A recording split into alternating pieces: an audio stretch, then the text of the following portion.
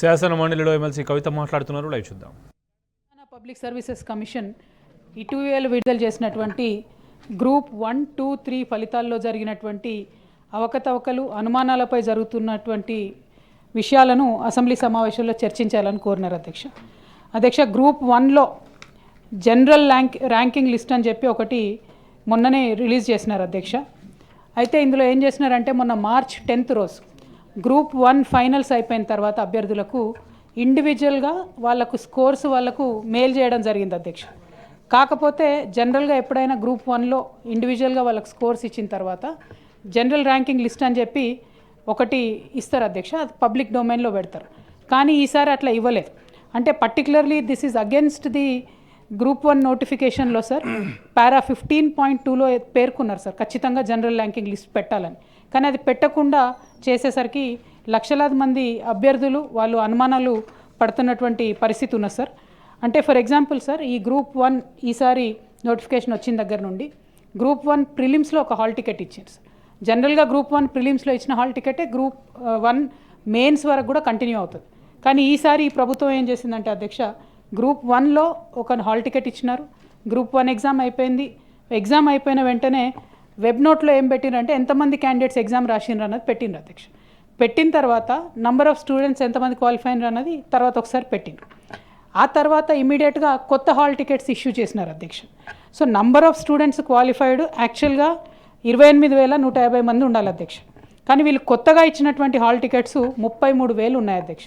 So students అందరికీ ఇప్పుడు doubt ఏంటంటే 28,000 మంది మనం ఉండాలి, ఈ 33,000 మంది ఎడికెళ్ళి వచ్చిండ్రు, ఎట్లా క్వాలిఫై అయినరు అనేటటువంటిది వాళ్ళు అనుమానపడుతున్నారు అధ్యక్ష. దానికని వాళ్ళు అడిగేది ఏంటంటే కేటగిరీ వైజ్ మీరు వెబ్ నోట్ ఇవ్వండి అని అడుగుతున్నారు. ఈ ముందు ఒక వెబ్ నోట్ పెట్టారు అధ్యక్ష ఒక 2-3 డేస్ క్రితము. దాన్ని ఈ 2-3 డేస్లో మళ్ళీ డిలీట్ చేయడం జరిగింది అధ్యక్ష. మరి ఎందుకు అట్లా డిలీట్ అయింది ఏంది అనేటటువంటి అనుమానాలు చాలా తీవ్రంగా గ్రూప్ 1 అభ్యర్థులకు ఉన్నాయి అధ్యక్ష. అట్లానే గ్రూప్ 2-3 రిజల్ట్స్ కూడా ఇచ్చినారు అధ్యక్ష. ఈ గ్రూప్ 2-3లో 5 లక్షల మంది గ్రూప్ 2-3 ఎగ్జామ్స్కి అప్లై చేసుకుంటే అందులో 2.3 అంటే 2,30,000 మంది పిల్లలు ఎగ్జామ్స్ రాసినారు అధ్యక్ష. అయితే గ్రూప్ 1లోనేమో ప్రిలిమ్స్ మెయిన్స్ ఇట్లా ఉంటాయి, గ్రూప్ 2లో డైరెక్ట్గా ఒకటే ఎగ్జామ్ ఉంటుంది అధ్యక్ష. ఉన్నప్పుడు దీంట్లో OMR షీట్ అని ఇస్తాం అధ్యక్ష, ఏదైతే మనం బబ్లింగ్ చేస్తాం. ఆ OMR షీట్లో 2,30,000 మంది పిల్లలు గ్రూప్ 2-3కి అపియర్ అయితే OMR షీట్లు 13,315 OMR షీట్లు ఇన్వాలిడ్ అయిపోయినాయి అధ్యక్ష. మరి అసలు ఎందుకు ఇన్వాలిడ్ అయింది అనేటటువంటి అనుమానం విద్యార్థులందరిలో చాలా తీవ్రంగా ఉంది అధ్యక్ష. ఇన్ని లక్షలాది మంది విద్యార్థులు అనుమానపడుతున్న పరిస్థితి ఉంది అధ్యక్ష. అయితే వాళ్ళు ఇక్కడ నాకు పర్టికులర్గా ఒక అభ్యర్థి తన యొక్క OMR షీట్ని కూడా ఇవ్వడం జరిగింది అధ్యక్ష. ఆ OMR షీట్ ప్రకారము ఈ OMR షీటు రమేష్ అనేటటువంటి విద్యార్థి అధ్యక్ష. దీంట్లో ఏం జరిగిందంటే ఎగ్జామ్ అవ్వగానే ఒక ప్రిలిమినరీ కీ అని ఇస్తారు అధ్యక్ష. ఆ ప్రిలిమినరీ కీలో ఒక ఎస్టిమేట్కి జనరల్గా విద్యార్థులు వస్తారు, ఎన్ని కరెక్ట్ అయి ఉంటుంది నాకు ఇన్ని మార్క్స్ వస్తాయి. ఆ తర్వాత కీ పర్మనెంట్ కీ ఒకటి ఇస్తారు అధ్యక్ష, లాస్ట్కి ఇచ్చేది. దానికి దీనికి చూసుకున్నట్టయితే చాలా వ్యత్యాసం ఉంది అధ్యక్ష. అంటే గ్రూప్ 2 రాసినటువంటి ఒక అభ్యర్థికి 28 మార్కుల వ్యత్యాసం ఉంది అధ్యక్ష.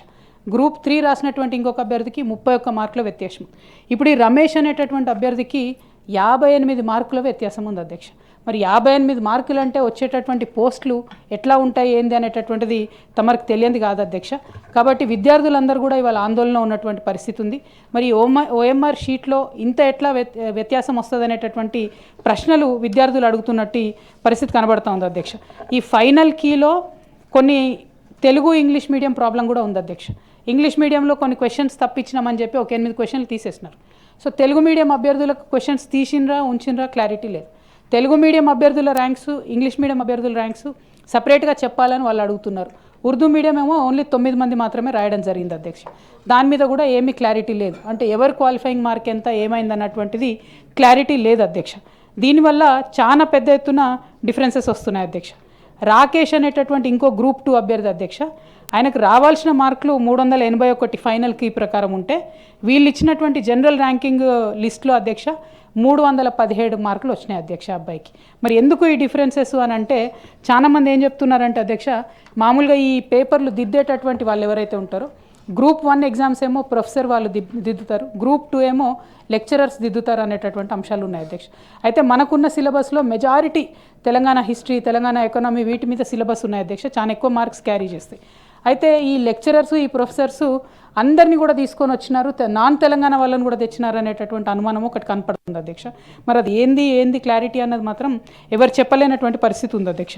అదేవిధంగా అధ్యక్ష గ్రూప్ 4లో ఏదైతే ఉంటాయో ఇదివరకు బీఆర్ఎస్ ప్రభుత్వం ఉన్నప్పుడు అధ్యక్ష 8 నుండి 9 లక్షల మంది ఎగ్జామ్ రాస్తే కూడా ఎటువంటి టెన్షన్ లేకుండా ఫాస్ట్గా రాపించి వాళ్ళకు రిలీజ్ చేయడం జరిగింది అధ్యక్ష. ఇప్పుడు గ్రూప్ 4లో వచ్చినటువంటి రిజల్ట్స్లో కూడా అనుమానాలు వ్యక్తం చేస్తున్నటువంటి పరిస్థితి ఉంది అధ్యక్ష. ఇవన్నీ ఒక ఎత్తు అయితే అధ్యక్ష, అసలు నాన్ లోకల్ అనేటటువంటి ఆప్షన్ ఇప్పుడు లేదు అధ్యక్ష. 2022లో గ్రూప్ 1 ప్రిలిమ్స్ రాసినటువంటి అభ్యర్థులకు local are non local option ఉంది. ఇప్పుడు 2024లో అసలు ఆప్షనే లేదు. లేకుండా పెద్దలు జీవన్ రెడ్డి గారు శ్రద్ధగా వినాలి అధ్యక్ష, ఎందుకంటే ఎప్పుడు జోన్స్ గురించి వారు మాట్లాడతారు. అకాడమిక్ ఇంట్రెస్ట్ చెప్తున్నా సార్ నేను. 5% మల్టీ జోన్ అని ఒక కొత్తది క్రియేట్ చేసినారు సార్. అయితే ఈ జోన్లో నాన్ లోకల్ వాళ్ళు చేస్తామని చెప్పినారు, కానీ వీళ్ళని ఎక్కడ రిక్రూట్ చేస్తారన్నది క్లారిటీ ఇవ్వలేదు సార్. అసలు ఏం జోను, ఇది ఎక్కడ జోను, వీళ్ళని ఏ ఏరియాస్లో రిక్రూట్ చేస్తారన్నది క్లారిటీ లేదు. అసలు మనం కష్టపడి తెలంగాణ తెచ్చుకున్నదే జాబ్స్ కోసము. ఈ జాబ్స్లో 95% ప్రెసిడెన్షియల్ ఆర్డర్ నుంచి రావాలనే మేము చాలా రోజులు వెయిట్ చేసినాం, నోటిఫికేషన్లు కూడా ఇవ్వలేదు. దాన్ని మీరు పొలిటికల్ అడ్వాంటేజ్ తీసుకున్నారు. అశోక్ నగర్కి రాహుల్ గాంధీ గారు, ముఖ్యమంత్రి గారు, అందరు రేవంత్ రెడ్డి గారు వెళ్ళి విద్యార్థుల భావోద్వేగాలు రెచ్చగొట్టి ఆనాడు బీఆర్ఎస్ ప్రభుత్వానికి వ్యతిరేకంగా పనిచేసిండ్రు అధ్యక్ష. దాని చరిత్ర పక్కన పెడితే అధ్యక్ష, ఇప్పుడున్నటువంటి పరిస్థితి ఏంటంటే ఇప్పుడు కండక్ట్ చేసిన ఎగ్జామ్స్లో కూడా ఈ గ్రూప్ 1 అండ్ గ్రూప్ 2 and 3 ఈ రెండిట్లో కూడా విపరీతమైనటువంటి అవకతవకలు ఉన్నాయి అధ్యక్ష. అన్నిటికన్నా ఎక్కువైందంటే టీఎస్పీఎస్సీ ఉండే టీఎస్పీఎస్సీ ఆఫీస్కి వెళ్ళి మొత్తం ఇందులోనే ఉన్నా సార్. డెఫినెట్గా చెప్తాం, మీరు క్రాస్ టాక్ చేయకండి చెప్తున్నా బ్రదర్. పేపర్ లీక్ కూడా సార్ వాళ్ళు ఇచ్చిన పిటిషన్ చెప్తున్నా సార్. వాళ్ళు రాసిన దాంట్లో ఎక్స్ట్రా ఒక్కటి కూడా లేదు సార్. ఇప్పుడు 2022లో సార్ మేము పెట్టిన బీఆర్ఎస్ అధ్యక్ష 2000 అది రాంగ్ అధ్యక్ష. మీరు వారిని కూడా అనాలి అధ్యక్ష, మమ్మల్ని అంటున్నారు మీరు. క్రాస్ టాక్ చేయొద్దని చెప్పండి అధ్యక్ష. పేపర్ అమ్ముకునే సంస్కృతి మాది కాదు, అబద్ధాలు చెప్పే సంస్కృతి మీది అధ్యక్ష. 2022లో అధ్యక్ష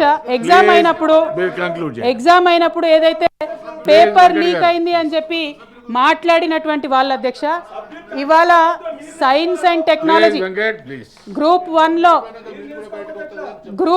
1లో సైన్స్ అండ్ టెక్నాలజీ అధ్యక్ష, ఆ పేపర్లో అదే 2022 పేపర్ మళ్ళీ ఇచ్చిండ్రు అధ్యక్ష. ఒకవేళ అప్పుడు పేపర్ లీక్ అయి ఉంటే మరి అదే పాత పేపర్ ఈ పిటిషనే సార్ నేను చెప్పేది. నాకు ఒకటే నిమిషం అవకాశం. ఇంకొక ఇంపార్టెంట్ ఇష్యూ అచ్చా, ఇది లక్షలాది మంది జీవితాలకు సంబంధించిన ఇష్యూ అధ్యక్ష, నా పర్సనల్ ఇష్యూ కాదు అధ్యక్ష. అధ్యక్ష ఒకటే సబ్జెక్ట్ చెప్పి నేను క్లోజ్ చేస్తాను, ఒకటే సబ్జెక్ట్ చెప్పి క్లోజ్ చేస్తాను అధ్యక్ష. ఇది ఉపన్యాసం కాదు, ఒకటే సబ్జెక్ట్ చెప్పి క్లోజ్ చేస్తాను అధ్యక్ష. అధ్యక్ష 2022లో డెఫినెట్లీ అధ్యక్ష అధ్యక్ష స్టూడెంట్స్ ఇష్యూ అధ్యక్ష. మీరు ఉపన్యాసాలు ఇవ్వడానికి పిటిషన్స్ కాదు. మీరు ఎల్ఓపి గారు మీరు స్పీకర్ గా పనిచేసినారు, మీకు తెలుసు కదా. పిటిషన్స్ ఇస్ పిటిషన్ అధ్యక్ష. Please please no.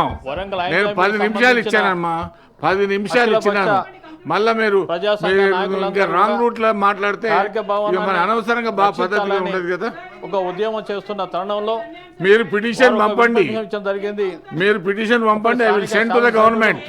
Municipal corporate సిబ్బంది, రెవెన్యూ సిబ్బంది కూడా కలిసి. ఒక్క నిమిషం